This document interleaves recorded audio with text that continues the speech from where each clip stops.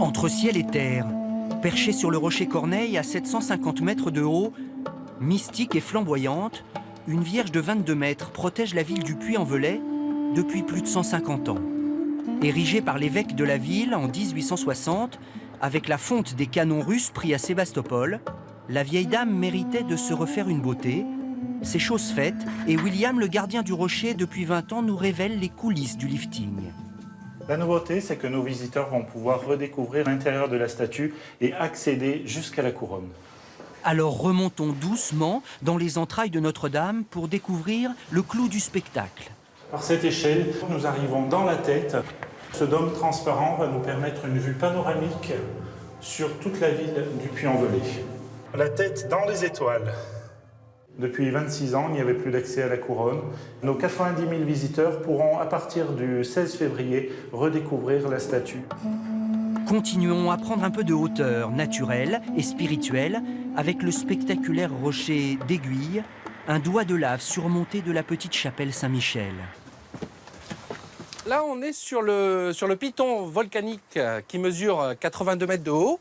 Nous sommes partis pour 268 marches. On n'est pas déçus. Regardez la beauté de la façade. Voilà, et vous êtes ici accueillis par la main de Dieu qui donne la protection aux pèlerins. Ce qui est particulier, c'est que rien n'a une forme normale. Tout a été bien sûr aménagé en fonction du rocher et a été aménagé à partir du rocher. Construite au Xe siècle grâce aux premiers pèlerins partis d'ici pour Compostelle, c'est aujourd'hui un des lieux les plus visités de la ville. Rencontre au sommet. Bonjour, c'est Don Gilles, c'est le prêtre du sanctuaire. Au Puy, on a l'entraînement. Quand on monte à la cathédrale ou à Notre-Dame-de-France ou à Saint-Michel, on finit par avoir l'entraînement. Ça respire une espérance, une force intérieure, parce que si on n'a pas ça, on ne le fait pas. Je vous salue, Marie comblée de grâce, vous êtes bénie entre toutes les femmes, et Jésus... Il est temps de redescendre, mais pour découvrir en ville les ruelles étroites et les façades colorées, interdit d'être feignant, surtout quand on distribue le courrier.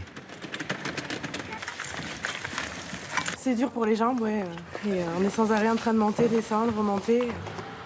Mais qu'importe, aucun poneau, comme on les appelle ici, ne manquerait le marché du samedi, place du Plot. C'est une petite ville où on est aux portes de la campagne. Un vrai marché de producteurs qui viennent vendre leurs animaux, mais surtout un lieu où l'on trouve les vedettes gastronomiques de la ville. La spécialité du Puy, c'est le fromage aux artisans. Hein. C'est les petites bêtes qui sont sur le fromage, les acariens, qui mangent la croûte du fromage uniquement, ils rentrent jamais à l'intérieur. Mais la star, c'est elle, le premier légume classé en appellation d'origine protégée il y a 15 ans. C'est de la lentille verte du Puy AOP. Les lentilles qui sont cultivées sur ce plateau volcanique sont beaucoup moins farineuses et se tiennent beaucoup mieux à la cuisson que les autres lentilles de France. Les petits marchés comme ça, c'est la France profonde, où les gens se ressourcent. Le cabas bien rempli, direction la rue des Tables et l'Hôtel-Dieu, cet ancien hôpital, transformé en musée moderne, il garde jalousement une trace de son histoire.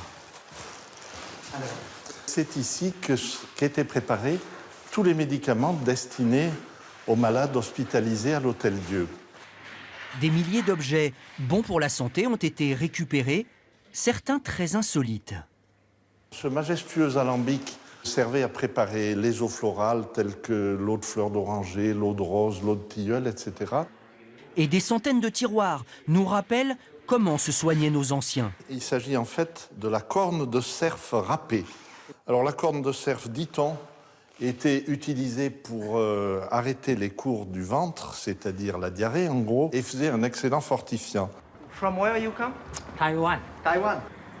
Mais si l'on vient de si loin, au Puy-en-Velay, c'est bien sûr pour sa cathédrale classée au patrimoine mondial.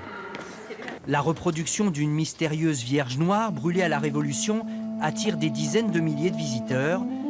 Mais ici, c'est loin d'être le seul mystère.